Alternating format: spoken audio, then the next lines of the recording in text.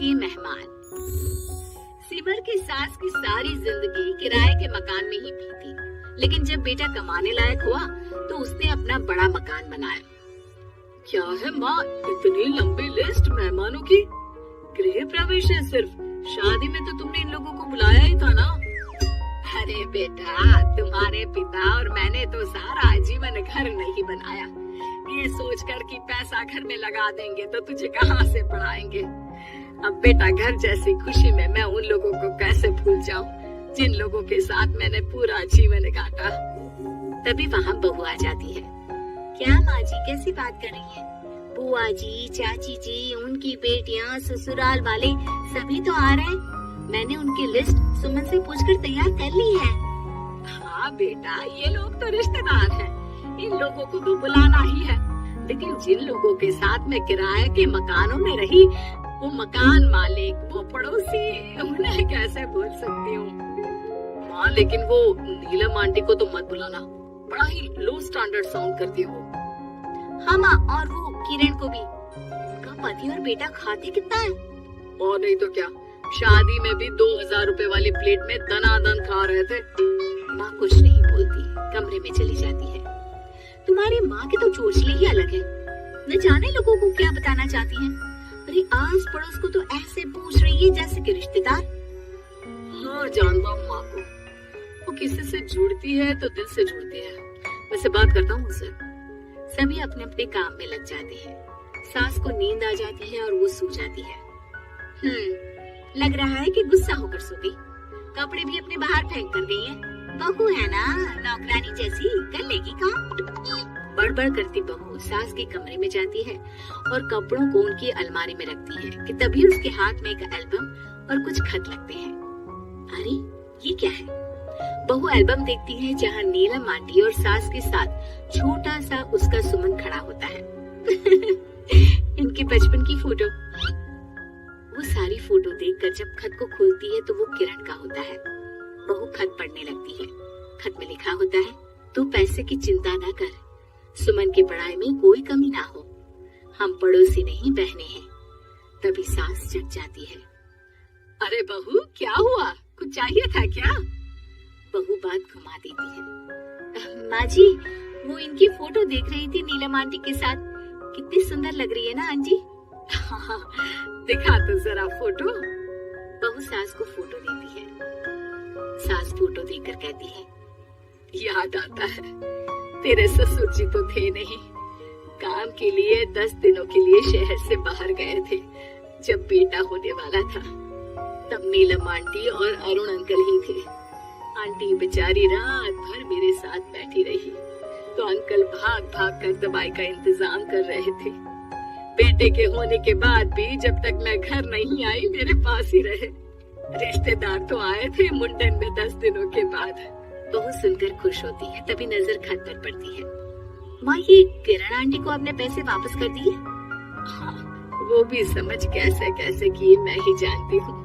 सुमन की पढ़ाई के लिए पैसों की जरूरत थी। रिश्तेदारों ने तो साफ बोल दिया था कि किसी होटल में काम पर लगा दो।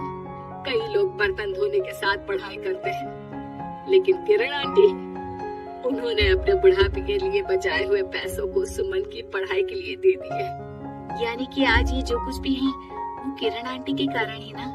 हाँ बहू, ऐसे ऐसे पड़ोसी हुआ करते थे जो किसी रिश्ते के नाम से नहीं बल्कि अपनेपन से भरे थे। फिर सास का बोलने का रुख तीखा हो जाता है।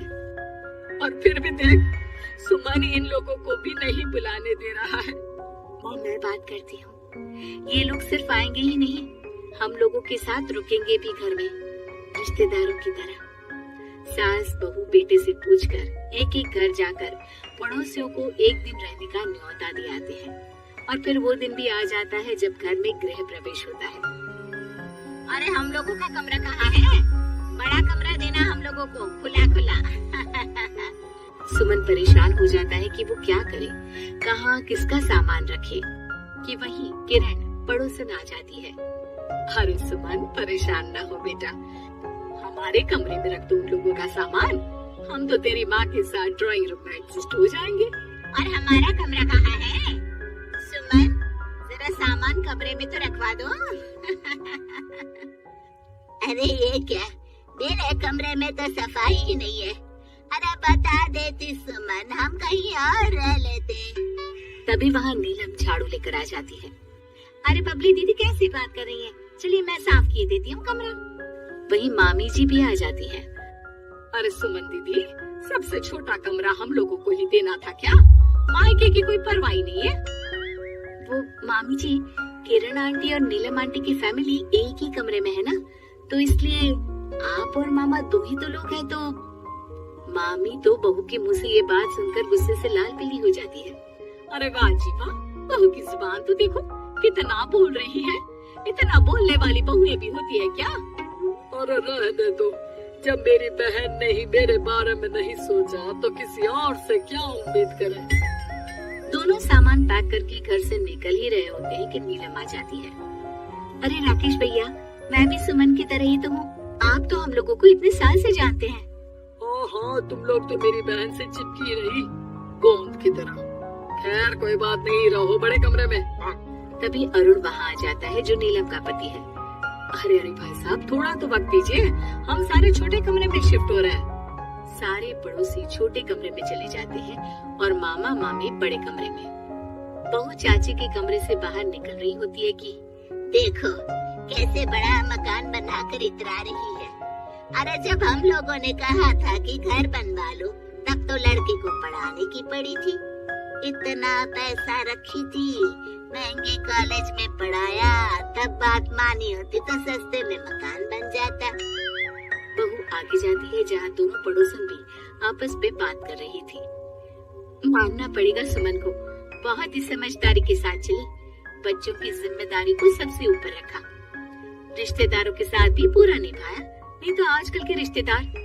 अरे सुमन के लिए तो हम हमेशा ही खड़े हैं। बहू तभी मामी के पास जाती है, जहाँ वो मामा से कह रही होती है, बस अब आ गए इसके घर। अब तो ये रो रो कर भी बुलाएगी तो मैं ना आऊं। कैसे कमरे में रखा हम लोगों को। सुमन भी ना किसी काम की नहीं है। बहू सभी को देख समझ रही थी। रिश्तेदारों के नखरों के बीच पड़ोसियों का प्यार। वो देखकर समझ जाती है कि सास के असली मेहमान